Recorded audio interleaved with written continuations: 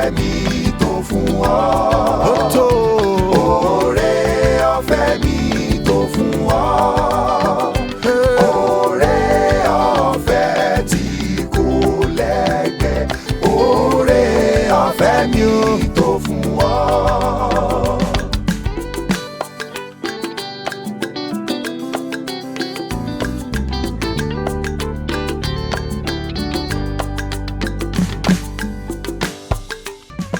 Oore ọ̀fẹ́ mi tó fún ọ.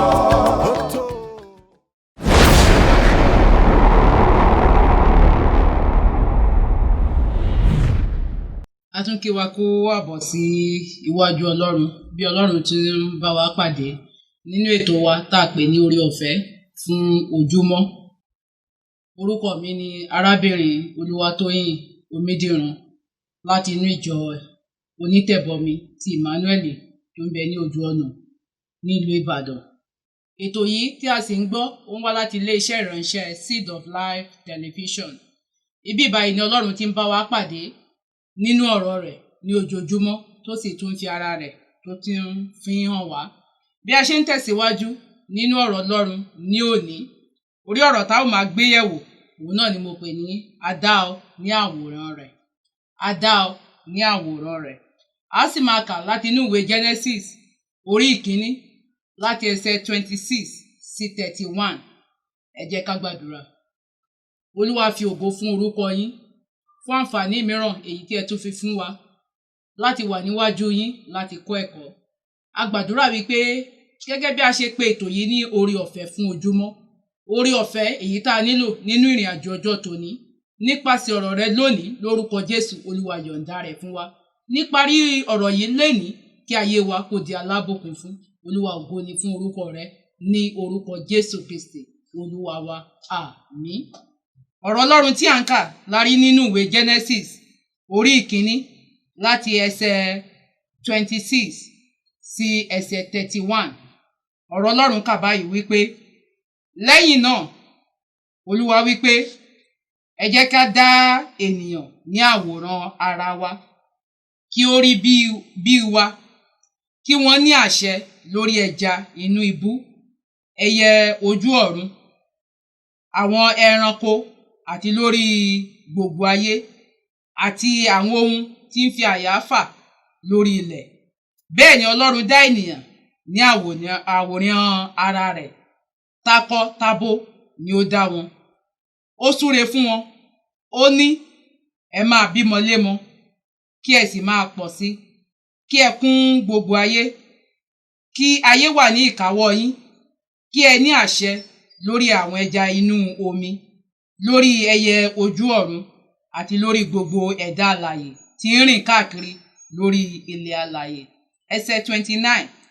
Ọlọ́run tún wí pé mo ti pèsè gbogbo ohun ọ̀gbìn tí ń so èso àti igi tí ń so èso tí ó ní irúgbìn nínú fún yín láti jẹ.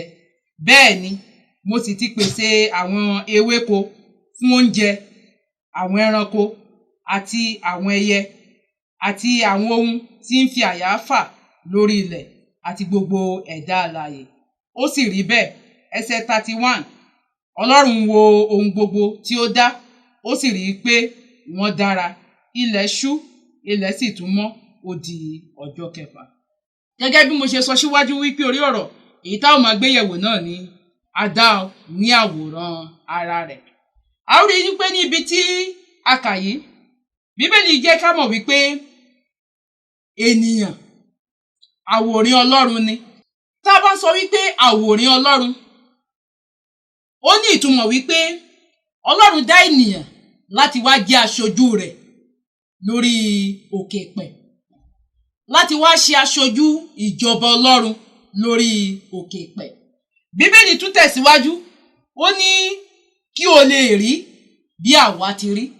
Èyí ń sọ nípa àbùdá Ọlọ́run, pé bí Ọlọ́run ti rí gan bẹ́ẹ̀ ló dá ènìyàn.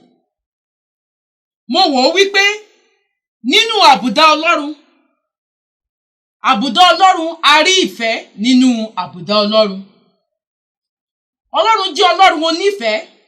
Ìdí nìyí tí Bíbélì ṣe fìdí rẹ̀ múlẹ̀ nínú ìwé Jòhánù orí ìkẹta ẹsẹ̀ ìkẹrìndínlógún wípé nítorí Ọlọ́run fi aráyé tó bẹ́ẹ̀ gẹ́ tí ó fi ọmọ bíbí rẹ̀ kan ṣoṣo fún wa. A rí pé Ọlọ́run wa nínú àbùdá Ọlọ́run a rí ìfẹ́ níbẹ̀. Nínú àbùdá Ọlọ́run a rí jíjẹ́ mímọ́ nínú àbùdá Ọlọ́run.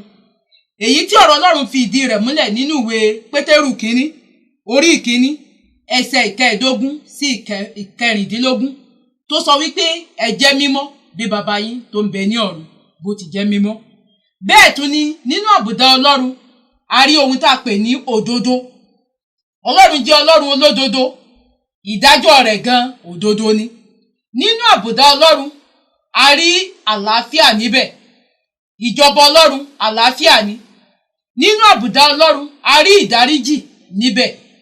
Nítorí pé Ọlọ́run sọ ó ní òun ò fẹ́ ikú ẹlẹ́ṣẹ̀ bí kò ṣe kí gbogbo ènìyàn kó ronúpìwàdà. Èyí tó fi yé wa wípé Ọlọ́run ó jẹ́ Ọlọ́run tó máa ń dáríjì ni. Ó jẹ́ àbùdá mìíràn èyí tá a ní nínú Ọlọ́run tí a rí nípa Ọlọ́run.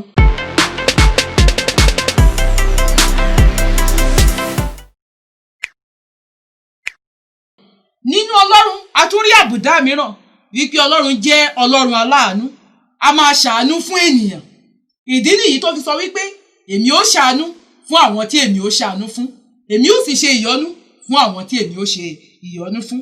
Àti bẹ́ẹ̀ bẹ́ẹ̀ lọ, a rí àbùdá Ọlọ́run wa wípé Ọlọ́run wa ó jẹ́ Ọlọ́run tó yẹ pé ohun gbogbo nípa rẹ̀ ló jẹ́ pípé. Ìdí nìyí tó fi dá ènìyàn ní àwòrán rẹ̀. Ìdí nìyí tó fi dá ènìyàn ní ìrí rẹ̀. Mo sọ wípé àwòrán Ọlọ́run ta jẹ́. Ọlọ́run dá wa ní àwòrán rẹ̀ wípé ká jẹ́ ẹni tí ó jẹ́ representative rẹ̀ ní òkè pẹ̀. Kó jẹ́ ẹni tó ń ṣe aṣojú rẹ̀ ní òkè pẹ̀. Èyí tó fi yé wa wípé ní dídá tí a dá akọni ọ́ ni tàbí abo, torí Bíbélì fìdí rẹ̀ múlẹ̀ wípé ó dá wa ní takọ tabo. Ó ń fi ìtumọ̀ rẹ̀ wípé Ọlọ́run wa ó dá ọ ní àwòrán rẹ̀ ní ìrí rẹ̀. Ó dá ọ gẹ́gẹ́ bí aṣojú ìjọba rẹ̀ ní orí òkè pẹ̀. Mo sọ síwájú wípé Ọlọ́run wa kún fún ìfẹ́, ó kún fún ìdájọ́ òdodo, ó kún fún àánú, ó kún fún ìdáríjì. Àwọn ohun tí Ọlọ́run retí ní ọwọ́ rẹ gẹ́gẹ́ bí àwòrán Ọlọ́run lélẹ́yìí. Ọlọ́run retí wípé kí ìwọ náà kó jẹ́ ẹni tó ní ìfẹ́, kó jẹ́ ẹni tí ò ní ẹnìkan ní ìpọ̀sìn. Ọlọ́run rán Kristi Jésù wá sínú ayé fún gbogbo ẹ̀dá ènìyàn ni. Kò yan ìran kan ní ìpọ̀sìn tàbí kó yan ọkùnrin ní ìpọ̀sìn. Gbogbo ènìyàn ló rán Kristi wá sínú ayé fún. Èyí tó ń fìdí rẹ̀ múlẹ̀ wípé bí Ọlọ́run ti jẹ́ Ọlọ́run onífẹ̀ẹ́, ó ń retí wípé ìwọ náà gẹ́gẹ́ bí àwòrán rẹ̀ kó jẹ́ ẹni tó ní ìfẹ́, kó jẹ́ ẹni tó ń fi ìfẹ́ Ọlọ́run hàn. Bí Ọlọ́run ti já ọ ní àwòrán rẹ̀, Ọlọ́run retí wípé kó jẹ́ mímọ́ nítorí pé mímọ́ ni Ọlọ́run wa. Bí Ọlọ́run ti dá ọ ní àwòrán rẹ̀, Ọlọ́run retí wípé kó jẹ́ ẹni àlàáfíà. Bíbélì sọ wípé bí ó ṣe wà ní ipa tiwa, ó ní ká wà ní àlàáfíà pẹ̀lú ènìyàn gbogbo. Èyí tó fi ń túmọ̀ wípé Ọlọ́run retí wípé kó jẹ́ ẹni àlàáfíà. Ohun mìíràn tá a tún rí nípa Ọlọ́run ní kí Ọlọ́run jẹ́ Ọlọ́run tó máa ń dáríjì ni. Kò sí ẹ̀ṣẹ̀ tí ènìyàn ṣẹ̀ tí Ọlọ́run ò kì í dáríjì. Ọlọ́run retí wípé kí ìwọ náà kó ní ẹ̀mí ìdáríjì, kó o ní ọkàn ìdáríjì. Ohun yòówù tí ìbá jẹ́ ẹ̀ṣẹ̀ èyí tí ènìyàn ṣẹ̀, má gba ẹ̀san, fi ẹ̀san sílẹ̀ fún Ọlọ́run. Ọlọ́run retí wípé kó jẹ́ ẹni ìdáríjì.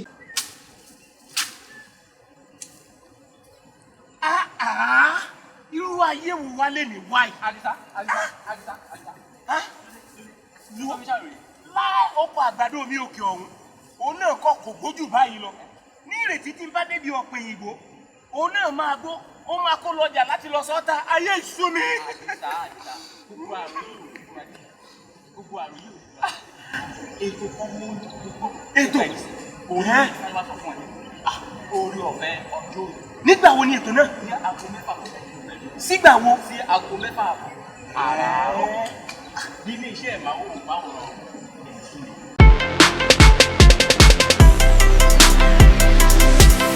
Bíbélì jẹ́ ká mọ̀ ní ibi tí a kà yí pé ní ìrí Ọlọ́run ló dá wa.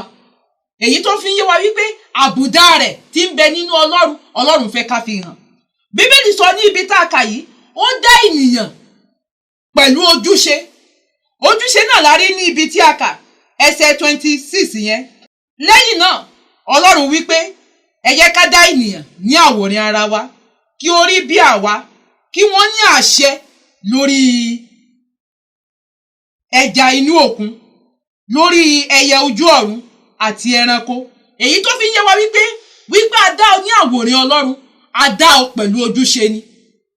Ojúṣe sí ọmọ tí Ọlọ́run fi fún ọ, ojúṣe sí àwọn ènìyàn tó wà ní abẹ́ rẹ. Ìdí nìyí tó fi jẹ́ wípé o ò nílò láti jẹ gàba lórí ẹ̀dá ènìyàn tí ń bẹ ní abẹ́ rẹ, nítorí pé aṣojú Ọlọ́run òun ló jẹ́. Ọlọ́run dá ẹ pẹ̀lú àṣẹ ni. Ọlọ́run retí wípé ká ní àṣẹ lórí ohun gbogbo èyí tó ti dá síwájú, nítorí pé ènìyàn ló dá gbẹ̀yìn. Ìdí nìyí tó fi àṣẹ fún wa. Ìbéèrè tí wọ́n béèrè lọ́wọ́ rẹ̀ ni wípé ṣé àṣẹ tí ẹlẹ́dàá tó fi dá ọ, ṣé àṣẹ yìí ṣì wà ní ọwọ́ rẹ? Ṣé èṣe ń kí ohun tí Ọlọ́run fẹ́ kó jẹ gàba lé lórí, òun ló ń jẹ gàba lórí ayé rẹ? Tó bá jẹ́ bẹ́ẹ̀, o nílò láti padà sí ọ̀dọ̀ ẹlẹ́dàá rẹ. O nílò láti tún ọ̀nà rẹ ṣe níwájú Ọlọ́run kó o bá lè ní àṣẹ èyí tí Ọlọ́run tó fi dá ọ ní ìpìlẹ̀.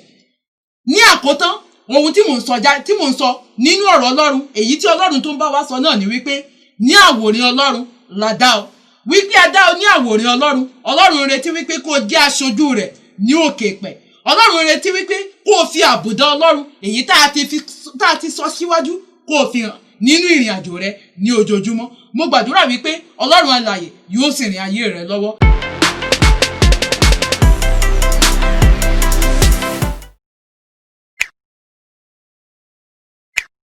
Ẹ jẹ́ ká gbàdúrà. Olúwa fi ògo fún orúkọ rẹ. Olúwa, mo gbàdúrà gbogbo ayé, gbogbo èyí tó ń gbọ́ mi, jẹ́ a rí ẹnikẹ́ni tó ti sọ àṣẹ èyí tó fi fún ẹ̀dá ènìyàn nì, tó sì wá ń gbé ní abẹ́ ìsìnrú àti ìjẹníyà ẹ̀ṣẹ̀. Olúwa, mo béèrè ní òní wípé kó fún wọn ní àǹfààní, kó sì fún wọn ní ọkàn èyí tó ń yí padà sí ẹ̀yìn Ọlọ́run, tó bẹ́ẹ̀ gẹ́ tí wọ́n fi lè gba ipò àṣẹ èyí tó fi dá ènìyàn ní ìpìlẹ̀, tí wọ́n sì fi lè jẹ gàba lórí ohun gbogbo èyí tó ti dá lórúkọ Jésù. Olúwa, ṣe bẹ́ẹ̀ fún wa. Ó dá wa pẹ̀lú ojúṣe ni. Ó ní pé ká ní àṣẹ lórí ohun gbogbo èyí tó ti dá. Olúwa, béèrè fún agbára láti lo àṣẹ èyí tó fi fún wa gẹ́gẹ́ bí ẹ̀dá ènìyàn tá a jí àwòrán rẹ lórúkọ Jésù. Olúwa, ṣe bẹ́ẹ̀ fún wa.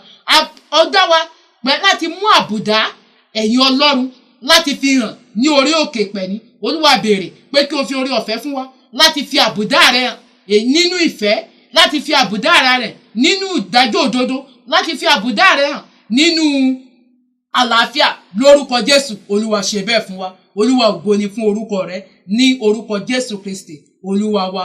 Àmín. Bóyá àwa ṣe ń darapọ̀ mọ́ wa nínú iṣẹ́ ìránṣẹ́ yìí, ohun tó nílò náà ni láti tẹ bọ́tìnì pupa yẹn. Ní bọ́tìnì pupa yẹn, òun ni yóò máa jẹ́ kí a ní àǹfààní láti máa tẹ̀síwájú nínú ẹ̀kọ́ yìí. Má gbàgbé aago tó ń bẹ ní ẹ̀gbẹ́ rẹ̀ yẹn, tẹ aago yẹn náà, òun ni yóò fún wọn ní àǹfààní láti máa mọ àkókò àti ìgbà èyí tí ẹ̀kọ́ ọ̀rọ̀ Ọlọ́run yìí tó ń jáde sórí afẹ́fẹ́. Mo gbàdúrà wípé bí a ṣe ń ṣe bẹ́ẹ̀, oore ọ̀fẹ́ èyí tá a nílò àti ìbùkún Ọlọ́run tá a nílò láti máa tẹ̀síwájú nínú ẹ̀kọ́ yìí, Ọlọ́run alààyè yóò rọ̀jò rẹ̀ sórí ayé wa. Ẹ ṣé.